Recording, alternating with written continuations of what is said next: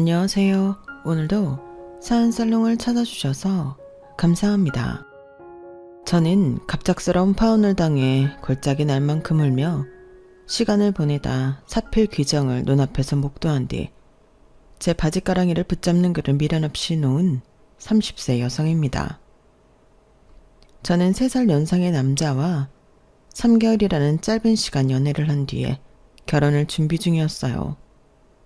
주변에서 너무 성급하게 결혼을 결정하는 거 아니냐고 반대를 많이 했어요. 하지만 두 귀를 닫고 앞만 보고 달랬어요.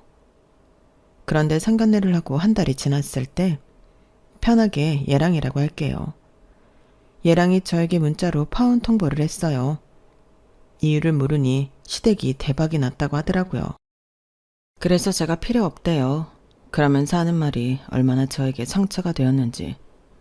저는 매일 울면서 지냈어요. 겨우 예식장과 기타 등등을 취소하고 칩거했죠. 그런데 사필 규정이라고 하죠. 모든 일이 반드시 바른 대로 돌아간다는 말이잖아요.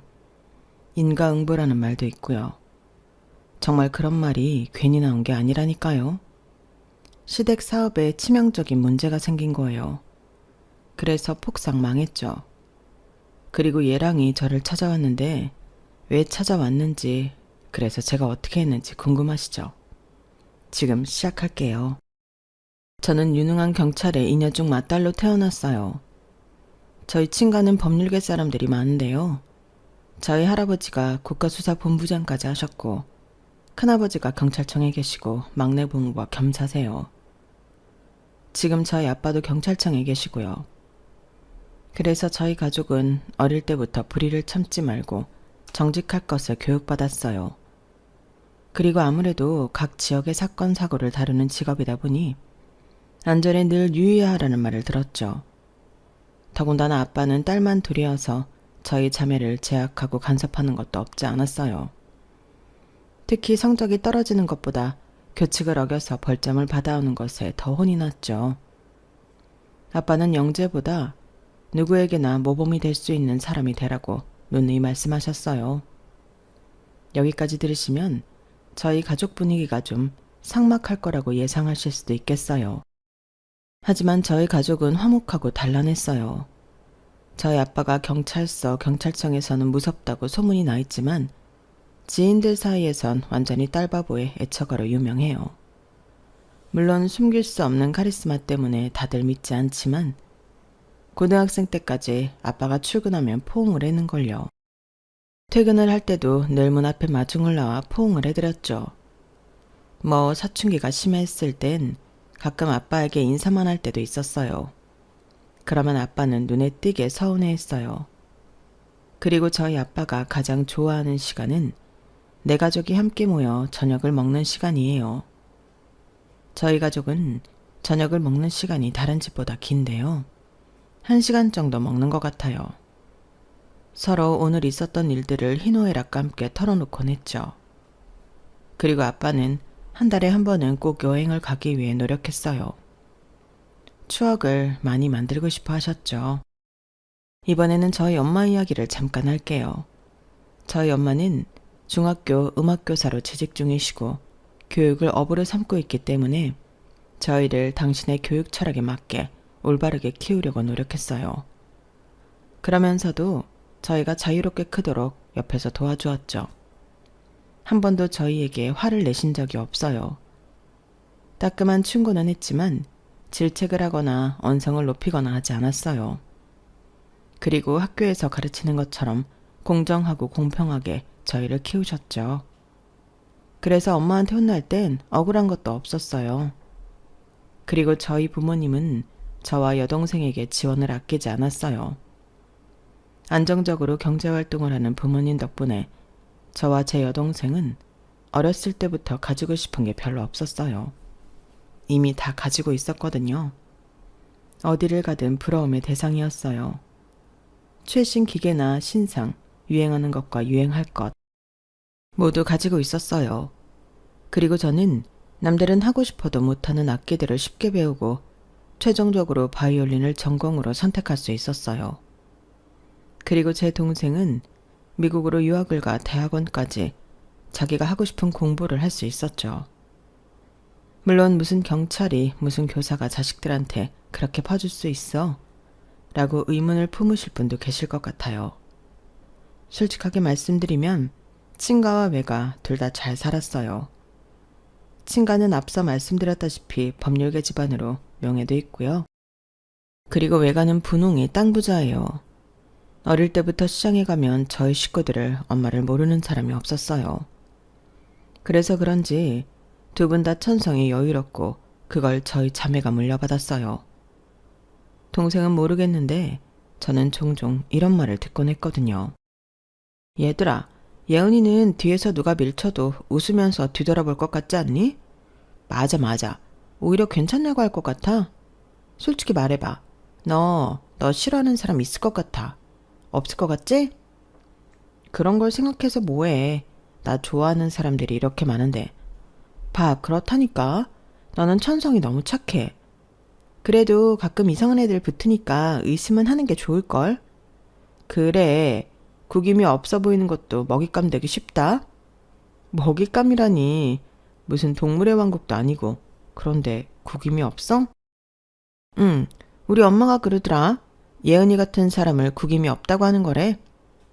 친구의 말에 다들 동의하는 눈치였고 그 이후로도 구김이 없다는 말을 종종 들었는데 사실 그때만 해도 그게 칭찬이라고 생각했어요. 그런데 아니었죠. 한국에서 학사를 따고 저는 유학을 갔어요.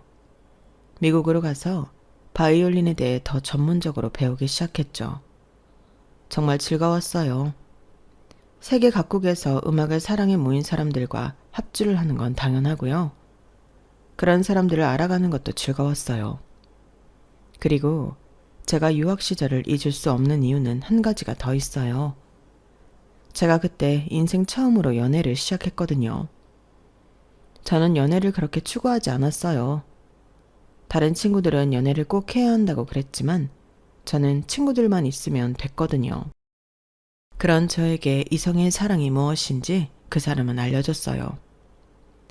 상대는 같은 음대에 다니며 같은 오케스트라에서 연주를 한 첼리스트였어요. 저보다 2살 연상이지만 저와 같이 한국인이어서 많이 의지를 했죠. 무려 5년이나 연애를 했어요. 저는 그 사람이 저의 운명이라고 생각했죠. 물론 몇 번 이별을 통보받았어요. 제가 연애가 처음이라 서툴러서 그런 것도 있는데 그 사람 가정 형편이 좋지 않아서 제가 몇 번 도와준 게 그 사람은 유쾌하지 않았나 봐요. 그 사람은 사실 유학을 올 수 있는 형편이 아닌데 부모님이 무리를 해서 비행기까진 탈 수 있었어요. 겨우 오디션을 받고 기적적으로 장학생으로 선발되었어요. 그런데 아르바이트를 하며 생활비를 벌다 보니 연습할 시간이 부족했고 나중엔 장학생 자격 박탈을 받았어요. 그래서 학비를 다시 내야 했죠. 그래서 제가 도와줬어요. 제가 자취한 집으로 들어오라고 했고 식비와 생활비 전부 내지 말라고 했어요. 아르바이트에서 번 돈은 학비로 모두 충당해. 너무 부담 갖지 말고. 나는 하나도 안 불편해. 오히려 너랑 종일 같이 있을 수 있어서 좋은걸? 어떻게 그래. 내가 월세 조금이라도 보탤게. 아니야, 그럴 필요 없어. 어차피 내가 내는 것도 아니고 우리 부모님이 내는 거야. 식비랑 생활비도 우리가 많이 먹지 않으니까 내가 받는 돈이면 충분해. 그래도 너도 놀고 그래야지. 사고 싶은 것도 있을 테고. 나 그런 거 없어. 그러니까 너는 다른 생각하지 말고 학비 벌고 연습만 해. 절대 유급당하면 안 된다. 네가 그럴 리 없지만 나 너 없이 학교 다니기 싫어. 그렇게 각자 부모님 몰래 동거를 하게 되었고 나름 잘 지내고 있었어요. 저는 하나도 불편하지 않았어요. 오히려 사랑하는 사람과 하루 종일 붙어 다니니 좋았어요. 그런데 그 사람은 아니었나 봐요. 집에 잘 있지 않았어요. 연습실에서 밤을 새는 경우가 잦았죠. 그러다 어느 날 그 사람의 첼로에 문제가 생겼어요. 수리를 해야 하는데 많은 돈이 들어서 걱정하길래 저는 이제껏 모아놓은 돈을 깨서 그 사람에게 첼로를 선물했어요. 그 사람이 집에 있는 새 첼로를 보고 너무 놀라서 아무 말도 못하더라고요. 서프라이즈 성공이야? 이게 뭐야? 새로운 친구. 앞으로 잘 부탁해. 아니, 이걸 왜? 오빠 첼로 망가졌잖아. 그래서 연습도 못하고. 이제 곧 합주인데 걱정 많이 했지.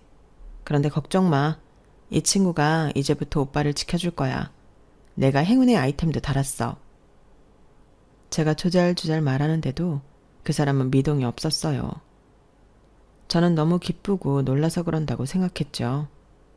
그래서 일어나서 그 사람을 껴안고 방방 뛰었어요.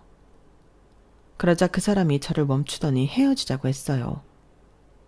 헤어지자. 어? 지금 짐 빼서 나갈게. 아니 왜? 첼로가 마음에 안 들어서 그래? 그럴 리가 있어. 내가 그토록 원하던 첼로야. 그냥 첼로도 아니고 내가 원하던 회사 제품이라고. 그 회사 제품 좋아하는 거 나는 아니까 당연히 사야 한다면 이거라고 생각했는데. 좋지 않은 거야? 무려 1,000만 원이야. 이게 1,000만 원이나 한다고. 날 얼마나 비참하게 만들어야 속이 시원해? 나를 어디까지 끌어내릴 생각이야? 내가 오빠를 언제 끌어내렸다고 그래? 너는 세상이 아름답지? 세상이 핑크빛이지? 너 그러는 거 얼마나 재수없는지 아냐? 뭐? 세상에 있는 행운은 다 네 거고 세상에 있는 불행은 다 내 거야. 그치? 또 한 번 그렇게 말해보지 그래? 왜 그렇게 꼬아서 생각하냐고. 좀 더 다르게 생각해보라고. 밝게 살아야 밝은 기운이 온다고. 뭐 계속 떠들어봐. 대체 무슨 말을 하는 거야? 네가 그렇게 말했잖아. 아니야? 맞는데 그건 오빠가 매번 나쁘게만 생각하니까. 그래서 내 첼로가 망가진 거다. 내가 나쁘게만 생각하니까. 누가 그렇대? 나는. 그래, 너는 다 나 좋으라고 하는 말이지. 근데 그건 알아둬라. 너 구김없는 거 진짜 재수없어. 갑자기 왜 그래? 갑자기 아니야. 매번 그렇게 생각했고 그러면서도 참았어. 참았다고? 이제껏 나를 참으면서 만났다는 소리야? 그래, 참으면서 만났어.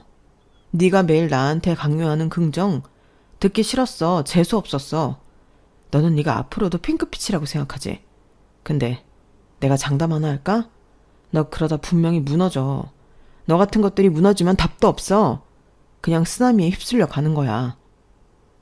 그렇게 말한 뒤에 그 사람은 정말 짐을 챙겨서 나갔고 저는 이후 박사 졸업까지 1년이 남았지만 그 사람을 마주치는 것이 힘들어 한국으로 돌아왔어요. 그리고 아빠가 유산으로 받은 건물 2층에 학원 겸 작업실을 만들어 바이올린을 가르치고 유튜브에 연주한 음악을 올리며 지냈어요. 거의 사람들도 만나지 않았죠. 그런 저에게 친한 친구가 소개팅을 권했어요. 자기 애인의 친구를 소개시켜주겠다고요.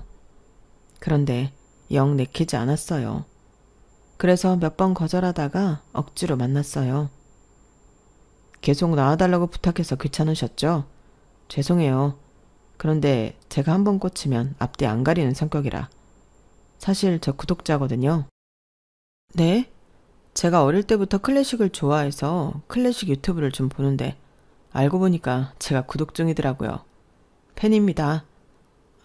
아니에요. 어릴 때부터 바이올린 연주하셨어요? 피아노도 치시는 것 같은데. 바이올린도 하고 피아노도 수준급은 아니지만 쳐요. 그 정도면 수준급이죠. 다른 악기도 할 줄 아는 거 있어요? 상대는 저에게 엄청난 관심을 보였고 저는 오랜만에 남자로부터 관심을 받아 조금 들떴어요. 그래서 제 원래 컨디션으로 돌아왔죠. 이렇게 말씀이 많은 분인 줄 몰랐네요. 편해지셔서 다행이에요. 원래 이래요. 최근에 일이 있어서 조금 감추는 중이에요. 무슨 일이요? 아니, 여쭤보는 건 실례죠? 아니에요. 이런 말씀드리기 뭐하지만 제가 5년을 만난 애인한테 최근에 차였거든요. 그러셨구나. 그런데 그런 말을 하더라고요. 구김살 없는 모습이 재수없다고요. 제가 한긍정하거든요. 그래서 조금 주눅 들어있는 거예요? 그 사람 참 나쁘고 속도 좁은 사람이네요. 네? 구김살 없는 거, 사람이 구김이 없는 게 죄다 주름투성이인 세상을 살아가는데 얼마나 희귀하고 대단해요. 구김 없단 소리 많이 들어요? 저는 오히려 좋은 것 같은데요. 구김 없는 사람이 곁에 있으면 저도 긍정적으로 생각하게 되고, 그리고 저도 그런 말 좋아해요. 생각하는 대로 되고 웃으면 복이 온다는 말 같은 거요. 웃으면 복이 온다. 저도 정말 좋아하는 말이에요. 그걸 모르다니 참 속 좁은 사람이네요. 상대는 그러면서 제가 5년이나 만난 그 사람을 욕하기 시작했어요. 그러면서 저희는 마주보고 웃었어요. 첫 만남부터 좋았어요. 저희는 그 다음번 만남부터 연애를 시작해서 3개월 만에 결혼 이야기를 했어요. 그리고 프로포즈 없이 합의하에 결혼을 준비하기 시작했죠. 물론 앞서 말씀드렸듯이 친구들, 심지어 소개를 받아보라고 말한 친구까지 말렸어요. 아니 예은아, 아무리 그래도 어떻게 만난 지 3개월 만에 결혼을 해. 신중하게 결정한 건 맞아? 다시 생각해봐. 너는 네가 소개해줬으면서 너무 무책임한 거 아니야? 좋은 사람이라며. 진국인 사람이라서 소개시켜주는 거라며. 나는 네가 내 결혼 소식 듣고 좋아할 줄 알았는데. 좋지. 내가 인연을 맺어줬으니 그 사람들이 결혼을 한다고 해서 좋아. 좋은데 그래도 너무 급하지 않아? 급하지 않아. 내 가치를, 진정한 가치를 알아봐주는 사람이야. 그렇게 생각하면 다행이지만 그럼 됐지. 따질 게 뭐가 있어. 그리고 나는 확신이 들어. 정말 오빠랑 살면 잘 살 것 같아. 나답게 잘 살 것 같아. 그런데 너 아직 오빠 가족들도 만난 적 없다며. 반대하면 어쩌려고 벌써 예식장을 잡았어. 설마 반대하시겠어? 내가 꿀릴 게 뭐가 있다고. 아무리 집안 좋고 학벌 좋고 벌이 괜찮아도 반대하고 미워하는 게 시댁이야. 너는 꼭 결혼해본 것처럼 말한다. 우리 언니가 결혼했잖아. 옆에서 보면 결혼 같은 건 하기도 싫어. 그래도 나는 믿어. 좋은 분들일 거야. 그렇지 않고서야 오빠가 좋은 사람일 수 없으니까. 이럴 때도 파워 긍정이야? 아무튼 너는. 친구는 끝까지 제 결혼을 지지해주지 않았어요. 하지만 그럼에도 저는 경주마처럼 앞만 보고 질주했죠. 그리고 친구와 대화를 하고 며칠 뒤에 저는 시댁 식구들과 처음 식사를 했어요. 예식장에서 일을 보고 나오는데 예랑이가 시댁 식구들이 근처에 있다며 같이 식사를 하자고 했거든요. 저는 안 그래도 친구와 대화를 하면서 이제껏 시댁 식구들을 만난 적이 없는 게 걸렸는데 잘 됐다 싶었어요. 그래서 근처에 제가 잘 아는 고급 중식당이 있어서 바로 예약했죠. 처음 시댁 식구들을 만나는 자리라 조금 긴장했어요. 10분쯤 지났을까? 시부모님과 애떼어 보이는 시누이가 들어오더라고요. 한 끼 식사하는데 뭘 이런 데를 예약했어? 우리는 대충 먹어도 되는데. 안녕하세요. 반가워요. 여기는 우리 막내딸이에요. 안녕하세요. 혹시 많이 불편하세요? 그래도 처음 뵙는 자리인데 좋은 곳에서 식사 대접해드리고 싶어서요. 대접? 아, 그럼 아가씨가, 아니 우리 며느리 될 사람이 사는 거야? 그럼요. 제가 대접해드려야죠. 통이 큰 모양이네. 그래, 사람 있을 때는 써야지. 100점이네. 100점이야. 당신은 뭘 얼마나 봤다고 100점이야. 100점은. 아가씨는 뭐 하는 사람이에요? 우리는 그것도 몰라서. 바이올린 가르치고 있습니다. 가끔 오케스트라에서 연주도 하고요. 클래식? 교양 있는 직업이네. 그런데 악기를 배우려면 돈이 많이 들지 않나? 엄마, 바이올린 그거 엄청 비싸요. 그것뿐인 줄 알아? 예은이 유학도 다녀왔어요. 엄청 유명한 음대.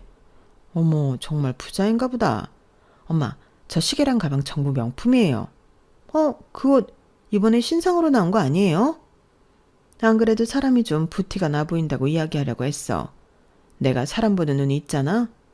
그래서 부모님은 뭐 하시나? 아버지는 경찰청에 계시고 어머니는 중학교 음악교사로 계세요. 경찰청은 그렇다 쳐도 중학교 교사가 돈이 그렇게 많나?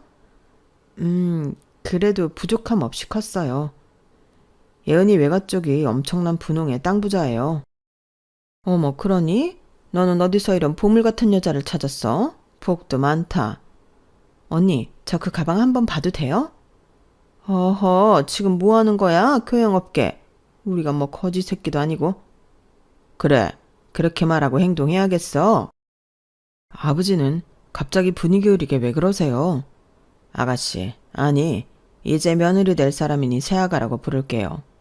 새아가야, 아까 사돈이 경찰청에 교사라고 했지? 하지만 그래봤자 공무원 아니냐? 공무원은 나라의 개야, 개. 자애라고는 티끌도 없지. 새아가 너는 가장 가치 있는 일이 뭐라고 생각하냐? 나는 말이다. 나를 성장시킬 수 있는 일이 가장 가치 있는 일이라고 생각한다. 그리고 가장 나를 성장시킬 수 있는 일은 사업이야. 우리 아들이 말했는지 모르겠지만 나 사장이다. 내가 CEO라고. 아무리 너희 부모님이 경찰청의 높은 직급이고 교사라고 나만큼 벌까. 아까 들어올 때 봤는지 모르겠지만 나 벤츠 타고 다닌다. 집도 2층짜리 전원주택이지. 아까 외가댁이 분홍의 땅 부자라고? 우리도 땅이 있다. 세도 주고 있어. 못 믿겠으면 서류 떼 와서 보여주마.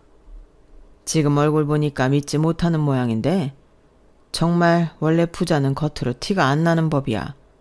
왜냐하면 부자라는 걸 티내기 위해 명품을 사고 몸에 두르고 다니진 않으니까.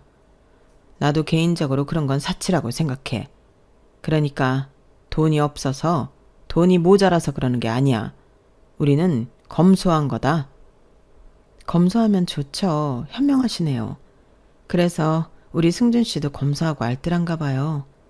그리고 저도 아까 들어오시기 전에 아버님 차 봤어요. 좋은 차던데요. 아버님이랑 잘 어울리세요. 그렇지?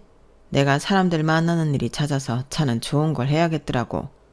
영업하시는 거예요? 영업이라기보다는 내가 원래 여행사를 했거든. 그래서 세계 각국의 좋은 상품들을 잘 알고 있어. 건강식품뿐만 아니라 미용상품, 생활용품까지 섭렵하고 있지. 여행사를 하셨구나. 그래, 13년 정도 했는데 내가 누구 밑에 있는 성격이 아니야. 엄청 진취적이고 사람을 이끄는 힘이 있거든. 그래서 철저하게 계산해서 모든 걸 다 준비한 끝에 사업을 시작했어. 나를 따라서 온 여행사 직원들도 많았지. 지금도 같이 하고 있고. 그리고 보란듯이 성공했어. 내 생각이 맞았던 거야. 좋은 물건을, 그것도 구하기 어려운 외국 물건을 합리적인 가격에 파는데 성공하지 못할 이유가 없지. 우리 회사 모토가 뭔 줄 알아? 굿서클이야. 좋은 물건을 합리적인 가격에 팔고 산 사람들이 주변에 알리고 또 알리고. 우리 회사에 단골이 얼마나 많다고. 물론 신고 고객도 많지만. 그런 운영 철학도 있고 정말 멋진데요. 그런데 직원도 많을 것 같은데 직접 영업하시는 거예요? 원래 사장이 더 움직여야 하는 거야. 그래야 직원들도 더 열심히 하지. 정말 멋있으시네요. 그런데 아까 학원 운영하고 있다고 했지? 그것도 어떻게 보면 사업인데 학생 수가 어떻게 되나? 그렇게 많진 않아요. 학원도 그렇게 크지 않고요. 더 키워야지. 나이도 젊은데 패기가 없네. 그래도 아버지, 예은이가 어디서 학원 하는 줄 아세요? 우리 지역에서 제일 비싼 동네에서 해요. 그런데 그 건물이 장인어른 건물이에요. 거기 엄청 비싸던데? 건물이 몇 층짜린데? 한 5층 되나? 그럼 값이 꽤 나가겠네. 그 건물이 위치도 좋아서 들어가겠다는 사람이 엄청 많대요. 그런데 장인어른이 예은이를 위해서 2층 한 칸 준 거예요. 그것도 2층에서 제일 넓은 칸으로요. 어머, 딸을 끔찍이 생각하시네. 아가씨 외동이야? 외동은 아니고 맞이예요. 어머, 그래도 맞이가 좋지. 우리 아들 아주 땡 잡았네. 그럼 결혼 허락하시는 거죠? 그럼 찬성 안 할 게 뭐가 있니? 엄마는 찬성이다. 아버지는요? 너희들이 좋다는데 뭐. 아무튼 새아가 너는 사업을 더 키워라. 사업은 그런 마음가짐으로 해서는 안 돼. 욕심을 가져야지. 그리고 다음 날엔 예랑이가 요구해서 저희 집 식구들을 만났어요. 저희 집은 갑작스러운 결혼 소식에 당황했지만 제가 원하기 때문에 허락하셨어요. 그렇게 저희 커플은 더 적극적으로 결혼 준비를 했죠. 그런데 예랑이 저에게 진지하게 할 말이 있다고 했어요. 진지하게 할 말이 있어. 나 곧 퇴직할 거야. 그만두고 아버지 회사에 도움이 되고 싶어. 뭐? 아니, 그럼 우리 둘 다 사업을 하는 건데 그래도 회사에 있는 게 낫지 않겠어? 누가 하나라도 안정적으로 벌어야 하잖아. 혹시 회사에서 무슨 일 있는 거 아니지? 그런 거 없어. 나 일 잘해. 다른 증권사에서 스카우트 제의도 들어온다고. 다만 난 도전하고 싶은 거야. 그리고 공무원이 아닌 이상 평생 안정적인 건 없어. 회사가 망하면 끝이라고. 오빠 회사가 망할 리 없잖아. 잘 나가는 증권사인데.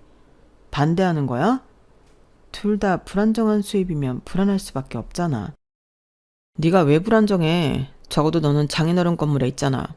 세도 안 내고 관리비도 안 내고 학원 등록하는 사람들도 늘고 있다며.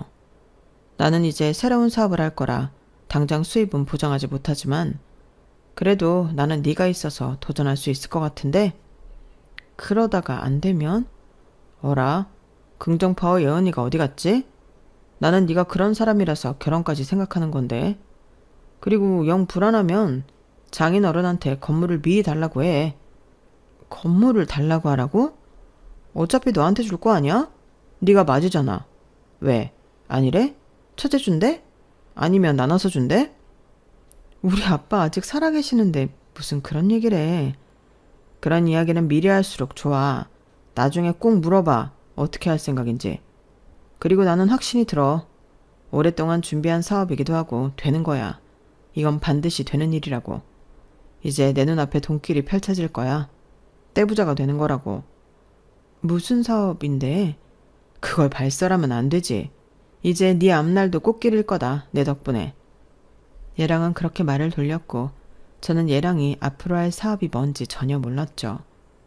그리고 상견례를 했어요. 도련님이 운영하는 일식집에서 진행되었어요. 제가 그러자고 한 건 아니고 남편이 결정한 부분이었죠. 그런데 먼저 도착한 시아버지가 저희 부모님에게 대뜸 그랬어요. 아유, 사돈어른 반갑습니다. 돈 굳어서 좋으시겠습니다. 네, 여기가 저희 둘째 아들 식당이거든요. 새아가, 너는 그런 것도 말하지 않았니? 아니요, 알고 있습니다. 아, 아십니까? 돈 굳어서 좋으시겠어요. 여기 엄청 비싼 데인데. 우리 아들이 일본에서 요리를 배워서 몸값이 어마어마하거든요. 시아버지의 말에 저희 부모님은 당황해 어색한 미소를 보였어요. 그리고 시부모님은 자기 아들의 식당에서 상견례를 하고 있다는 것을 누누이 강조했어요. 그래서 결국 저희 아빠가 돈을 내겠다고 했죠. 안 그래도 오늘 영업 쉬는 날인데 가게 문을 열어 장소를 마련해 주어서 감사하다고 생각했어요. 나중에 계산하도록 하죠. 그러자 도련님이 손사래를 치며 괜찮다고 했어요. 야, 그래도 준다고 하면 받아. 너는 뭐 땅 파서 장사하니? 그런데 외동이 아니라고 들었는데 여동생은 어디에 있나요? 아, 우리 막내는 지금 미국에 유학 중이어서요. 날짜를 급하게 말해줘서 시간을 못 뺐습니다. 죄송합니다. 아무리 그래도 하나밖에 없는 언니를 위해서 오지도 못해요? 그렇게 사이가 좋지는 않나 보네요. 아니요, 사이는 좋습니다. 네, 못 와서 미안하다고 연락 왔어요. 그래도 이건 우리한테 너무 예의가 아닌데. 아무리 엄마가 선생이어도 자식은 자식이네요. 그쵸? 네? 저희는 둘째가 식당까지 비웠는데. 휴무인 거잖아요. 그러니까요. 휴무에 굳이 가게 문 열어서 신경 쓰고 있는데 저희가 너무 당황스럽네요. 네, 제가 경솔했네요. 그래도 상견례인데 오라고 했어야 했네요. 그런데 사업을 하신다던데 무슨 사업입니까? 그냥 소매업이죠 뭐. 특별한 게 있겠습니까? 아빠, 좋은 상품을 중간 단계 없이 합리적인 가격으로 파신대요. 전에 여행업을 하셔서 세계 각국의 좋은 상품을 많이 아세요. 건강식품부터 미용, 생활용품까지 안 파시는 게 없대요. 너는 참 기억력도 좋구나. 그게 정확히 업종이 뭡니까? 따님이 방금 말씀드렸잖아요. 그러니까 그게 사람들이 사돈이랑 이야기하길 꺼리죠? 네. 경찰청에 있다더니 무슨 취조하는 것도 아니고 기분 나쁩니다. 제가 언제 그랬다고? 업종은 왜 물어보십니까? 제가 대답하지 못하면 이상할 생각하실 거죠. 그래서야 일상생활은 가능합니까? 말이 좀 심하시네요. 그럼 사업하면 죄다 돈으로 보이는가 보죠. 둘째 아들한테 저희가 상견례하게 자리 비우라고 강요한 것도 아닌데 들어오자마자 돈 타령. 대기야말로 일상생활은 가능합니까? 뭐예요? 왜 이러세요? 다들 진정하세요. 아빠는 왜 갑자기 업종을 물으셔서 당황하게 하세요? 아버지도 왜 들어오시자마자 돈 얘기를 하셔서 불편하게 만드세요? 저희 커플이 두 분을 말렸고 겨우겨우 상견례스러운 분위기를 만들었어요. 상견례가 끝나고 저희는 막바지 준비를 했어요. 그 사이 얘랑은 정말 회사를 그만두었고 저희는 조금 다퉜어요. 하지만 얘랑이 자기를 좀 믿어달라더군요. 이번에 정말 자신 있어. 그리고 네가 믿어주지 않으면 내가 어떻게 힘을 내겠어? 조금 더 나를 믿어줘. 저는 그 말에 얘랑을 믿기로 했고 그 사이 아빠가 결혼을 축하한다며 저희 부부가 살 집을 구해줬어요. 저희 커플은 결혼 전에 살림을 합치기로 했어요. 그런데 얘랑이 물건이 별로 없는 거예요. 물건이 왜 이것뿐이야? 집에 있는 오래되고 낡은 건 안 가져왔어. 어차피 필요하면 다시 사면 되니까. 그리고 나 한동안 집에 못 들어올 거야. 알다시피 이제 사업을 시작해서 할 일이 많아. 뭐? 그럼 이 집에서 나 혼자 있으란 말이야? 아예 집에 안 들어온다는 건 아니고 다 우리 너를 위해서니까 너그러운 마음으로 이해해. 얘랑은 그런 말을 하더니 정말 신혼집에 들어오지 않았어요.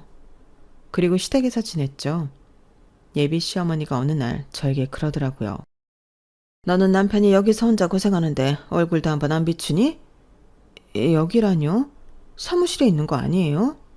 우리 집에 있는데 무슨 소리니? 그리고 이제까지 사무실에 있는 줄 알았으면 더 자주 사무실에 가봤어야지.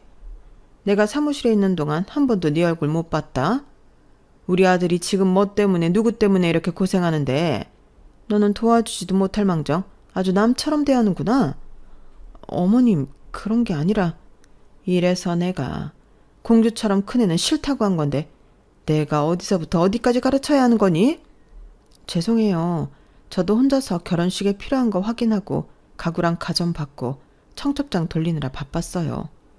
우리 아들이 바쁜데 네가 당연히 해야 하는 것들 아니니? 당연히 해야 하는 거라고 예비 시어머니는 말했지만 어떻게 결혼을 혼자 준비하나요? 저는 솔직히 불만이 가득 차 있었어요. 얘랑은 겨우 턱시도만 맞추고 결혼 준비를 전혀 도와주지 않았거든요. 저는 얘랑이 미워서 시어머니의 말에도 시댁을 한 번도 찾아가지 않았어요. 그리고 얘랑에게서 문자가 왔어요. 결혼을 하지 말자는 문자였어요. 저는 그 문자를 받고 곧바로 얘랑에게 전화를 했어요. 오빠, 이게 무슨 말이야? 말 그대로야. 결혼하지 말자. 뭐? 왜? 내가 너랑 결혼을 해야 할 필요가 없어졌어. 필요? 니네 집 이제 필요 없어. 꺼져라. 그게 대체 무슨 말이야? 우리 집 대박 났거든. 그리고 앞으로도 이럴 거고. 그러니 고작 건물에 땅 조금 있는 너희 집은 이젠 필요 없어. 잘 살아라. 정말이야? 아마 우리 파혼 소식 그리고 우리 집 대박 난 거 들으면 너희 아빠가 뼈저리게 후회할 거다. 우리 아빠가 왜? 대가 투자하라고 했을 때 했으면 지금쯤 너희 아빠도 대박 났을 거고 우리는 파혼을 안 했겠지. 그런데 콧대만 높은 너희 아빠가 감히 우리 회사에 투자를 안 하겠다고 하더라고. 공무원이라 그런가? 간이 작더라. 우리 아빠한테 투자하라고 했어? 이제껏 내가 너한테 쓴 돈이 아깝긴 한데 뭐 나는 이제부터 시작이니까 너한테 뱉어내라고까진 안 할게. 대신 결혼식 취소하고 전부 연락하는 건 네가 해. 나는 그런 자잘한 걸 할 사람이 아니야. 얘랑은 그렇게 전화를 끊었고 이내 휴대폰 번호까지 바꿔서 연락할 방법이 없었어요. 시댁에서도 제 연락을 전혀 받지 않았고요.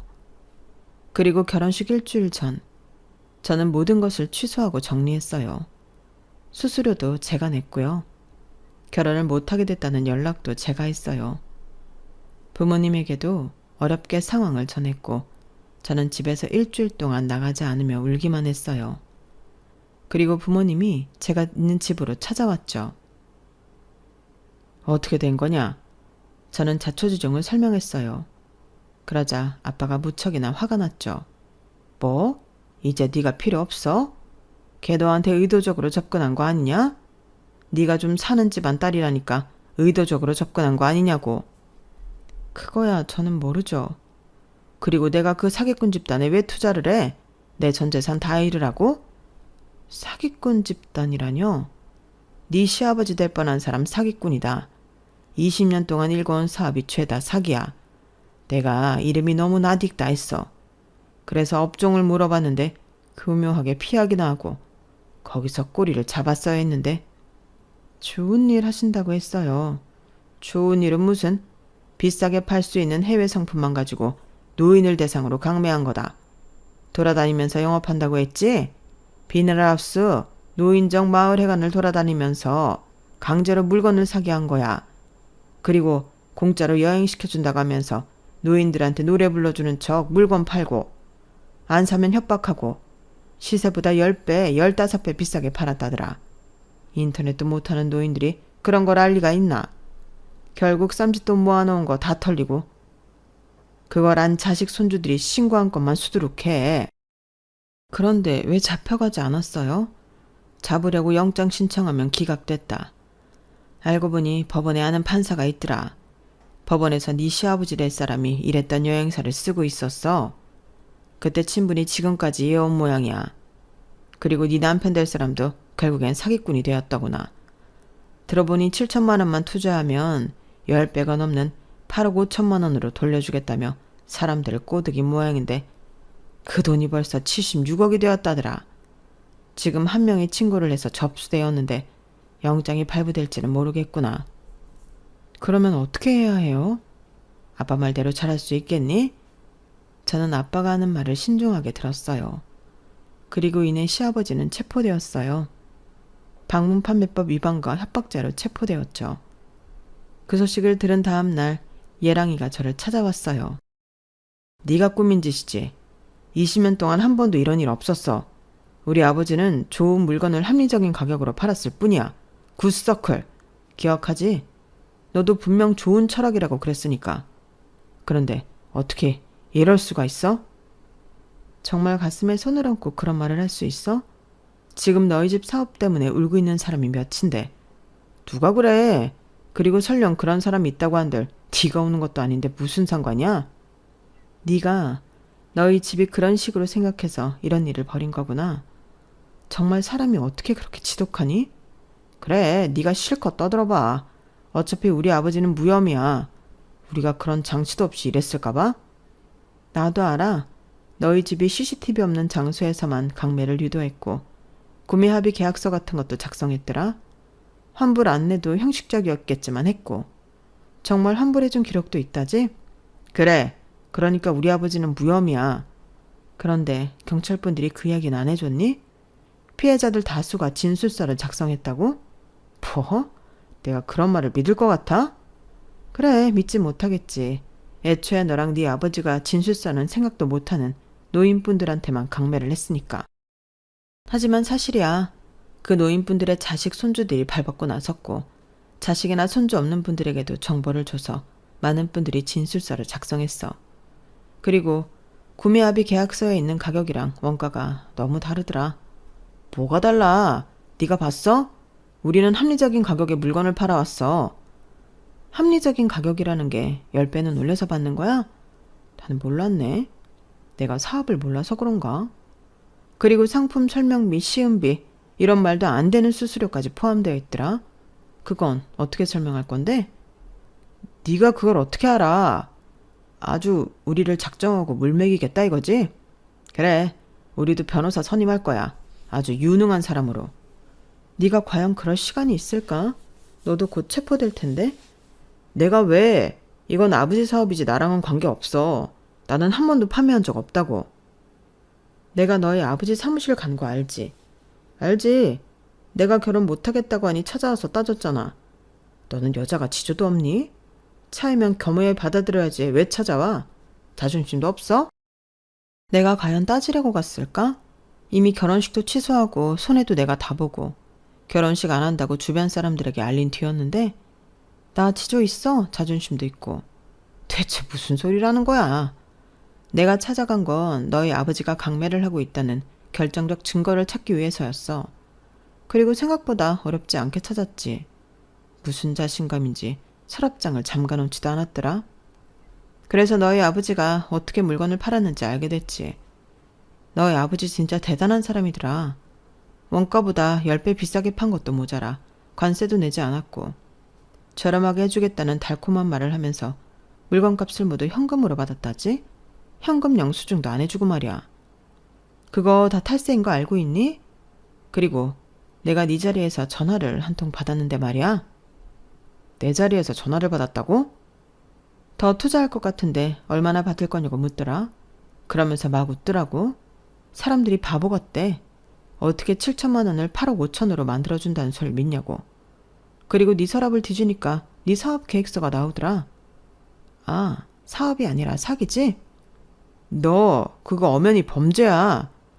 네가 저지른 범죄를 내가 세상에 알리는 건데 그게 어떻게 범죄야. 정이지. 이제까지 돈 쉽게 벌어서 좋았지? 돈은 쉽게 버는 게 아니야. 다들 피땀 흘려 버는데 미안하지도 않니?